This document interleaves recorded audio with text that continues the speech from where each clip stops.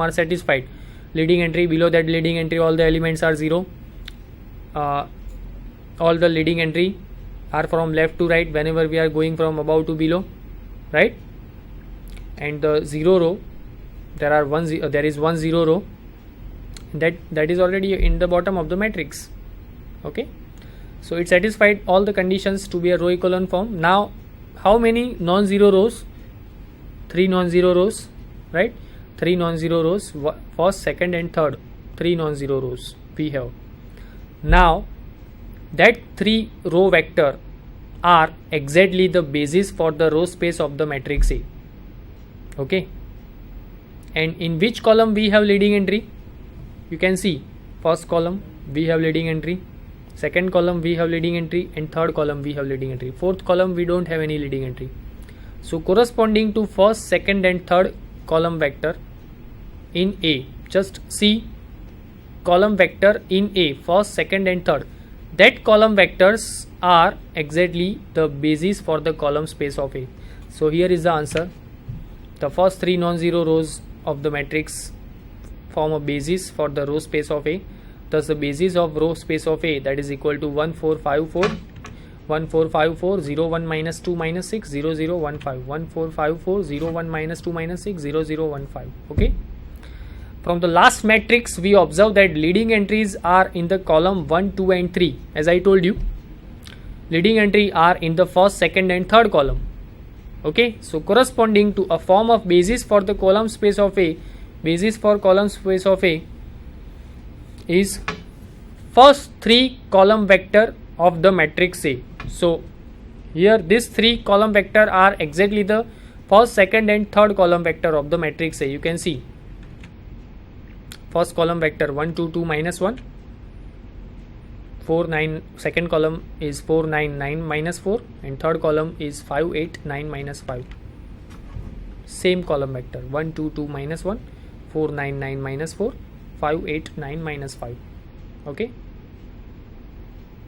so this question is complete. Question number 4b, first question. Here is the question number 4b2.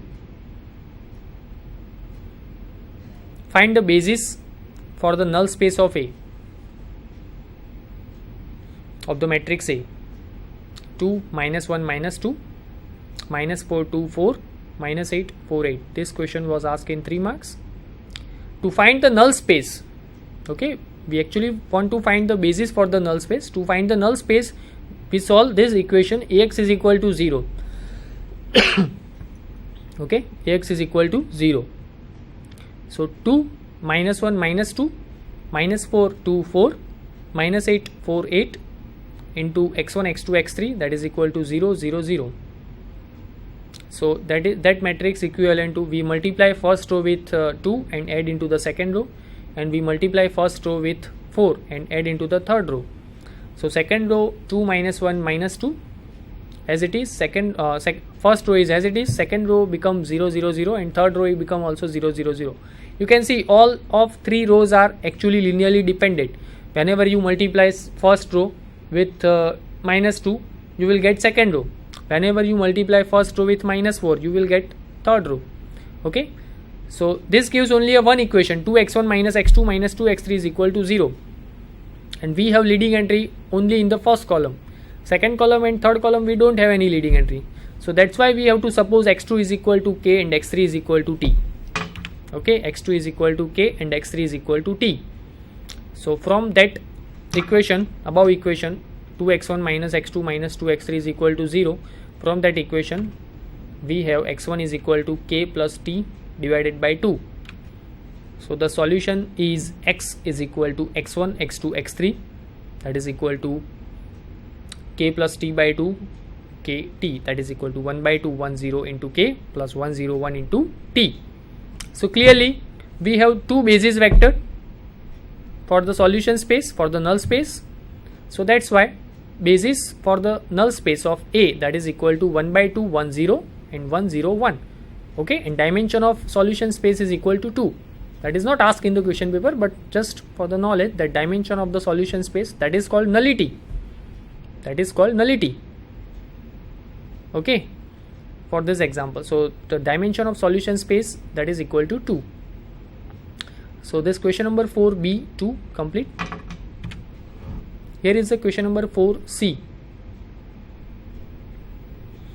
Find the rank and nullity of the matrix. Find the rank and nullity of the matrix. 1 minus 1 minus 1, 4 minus 3 minus 1, 3 minus 1 3. Okay. Now you know that how to find rank of the matrix. We just convert this matrix into a row echelon form. How many non-zero row? That is our rank of matrix. Okay. The number of non-zero row in the matrix, that is our rank of matrix. So we just trying to convert this matrix into a row echelon form. Okay. So 1 minus 1 minus 1, 4 minus 3 minus 1, 3 minus 1 3. We multiply first row with minus 4 and add into the second row. We multiply first row with minus 3 and add into the third row. So first row is as it is, 1 minus 1 minus 1. Second row become 4 minus 4 0, minus 3 plus 4, that is 1, minus 1 plus 4, minus 1 plus 4, that is minus 1. So 3, right? We multiply first row with minus 4. So 4 minus 1, that is equal to 3. And the third row become 0 to 6. Okay. So we multiply. Now next process is we multiply second row with minus 2 and add into the third row. So first and second row are as it is, 1 minus 1 minus 1, 0 1 3. Second row is third row becomes 0 0 0. Okay. So the last matrix is in the row echelon form. You can see it satisfied all the conditions to become a row echelon form, right? Leading below that leading entry are 0. Leading entry are going from left to right whenever we are going from above to below, and the 0 row is in the bottom of the matrix, right? So the last matrix is in the row echelon form. And how many non-zero rows we have in this matrix? 2. So the rank of this matrix is equal to 2. Now we want to find the nullity of that matrix, and for that we use this theorem, rank nullity theorem. We know that rank of any matrix plus nullity of any matrix, that is equal to exactly the number of column of the matrix. So we already find the rank of the matrix, that is equal to 2. Okay. How many columns in the given matrix? 3. So 2 plus nullity is equal to 3. So nullity of A is equal to 1. Okay. So it's quite easy. So this question is complete now.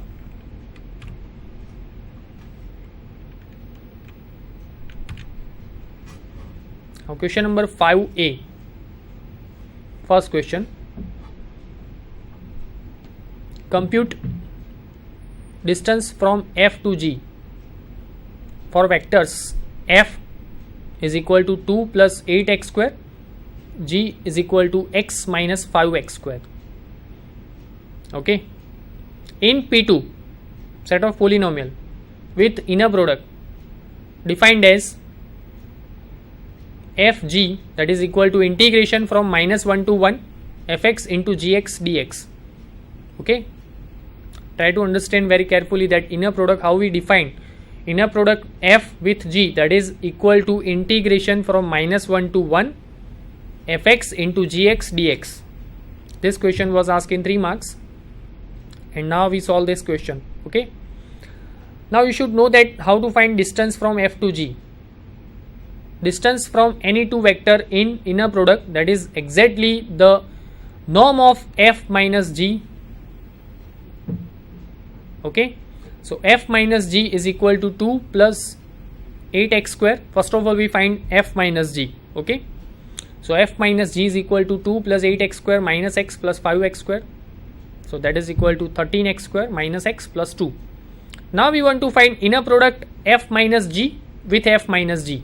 Inner product f minus g with f minus g using this definition in inner product of f with g. So that is equal to minus 1 to 1 integration from minus 1 to 1 f minus g into f minus g, that is f minus g whole square. So here is exactly the f minus g whole square. Okay, here is exactly f minus g whole square. So 13x square minus x plus 2 whole square into dx, that is equal to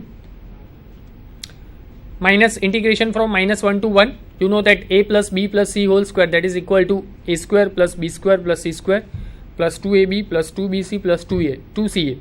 Okay, that formula you already studied in the 10th standard. So we use that formula, a plus b plus c whole square, that is equal to a square plus b square plus c square plus 2ab plus 2bc plus 2ca. So using that formula, we use this equation, integration from minus 1 to 1, you will get 169x x raised to 4 plus x square plus 4 minus 26x cube minus 4x plus 52x cube, okay, into dx. Now you already know that one theorem, if your integration from minus a to a fx into dx, that is equal to 0 if fx is an odd function, and that is equal to 0 to a fx dx if fx is an even function. Same situation happen here. You can see your integration is from minus 1 to 1, okay, and you have two odd functions, minus 26x cube plus 52x cube, in fact minus 4x. So that 3 becomes 0 now, because x cube is an odd function, x is an odd function, and your integration is from minus 1 to 1, okay, so that is equal to 0, and even functions are x raised to 4, x square and 4, so that 3 functions are even, so you will get 2 will be outside, integration from 0 to 1, 169 x raised to 4 plus 53 x cube x square plus 4 dx.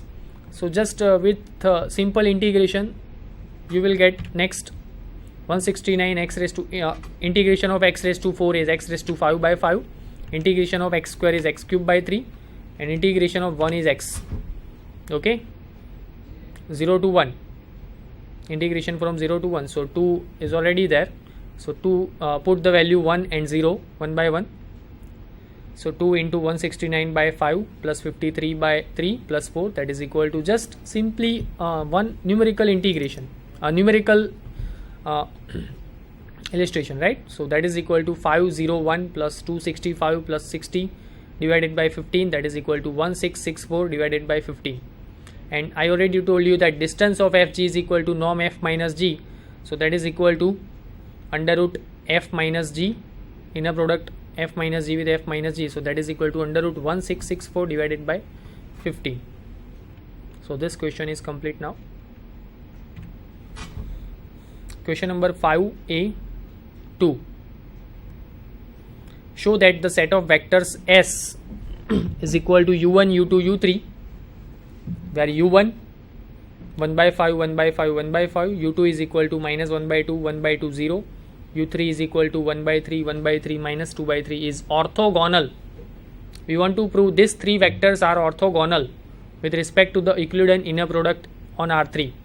Also convert S into orthonormal set by normalizing the vectors.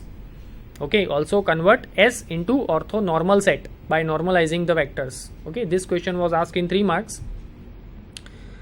So first of all, we trying to check that these three vectors are orthogonal, and for that just we need to check inner product with each other, inner product with u1 u2, inner product with u1 u3, and inner product with u2 u3 with the Euclidean inner product. So just take dot product. So inner product with u1 u2, that is equal to 1 by 5 into minus 1 by 2 plus 1 by 5 into 1 by 2 plus 1 by 5 into 0, that is equal to minus 1 by 10 plus 1 by 10 equal to 0. Okay, take inner product u1 u3, 1 by 5 into 1 by 3 plus 1 by 5 into 1 by 3 plus 1 by 5 into minus 2 by 3. Just we are taking just simply dot product, that is equal to 1 by 15 plus 1 by 15 plus minus 2 by 15. So that is also 0. You can see. Take inner product u2 with u3, that is equal to minus 1 by 2 plus into 1 by 3 plus 1 by 2 into 1 by 3 plus 0 into minus 2 by 3. That is also minus 1 by 6 plus 1 by 6 is equal to 0. So we already proved that u1, u2, u3 are orthogonal. Okay, these three vectors are orthogonal to each other. So this set is orthogonal. u1 u2 u3 is orthogonal. Now we are normalizing, we want to normalizing these three vectors. So first of all we want to find the norm of each vector. Norm of u1, that is equal to under root u1 square plus u2 square plus u2 square, that is 1 by 25 plus 1 by 25 plus 1 by 25 in root, that is equal to root 3 by 5. Norm u2 is equal to under root 1 by 4 plus 1 by 4 plus 0, that is equal to 1 by root 2. And norm u3 is equal to under root 1 by 9 plus 1 by 9 plus 4 by 9, that is equal to 6 by 9, that is equal to under root 2 by 3. Now we divide u1 with norm u1, u2 with norm u2 and u3 with norm u3. So the required orthonormal set is given by u1 upon norm u1, u2 upon norm u2, u3 upon norm u3.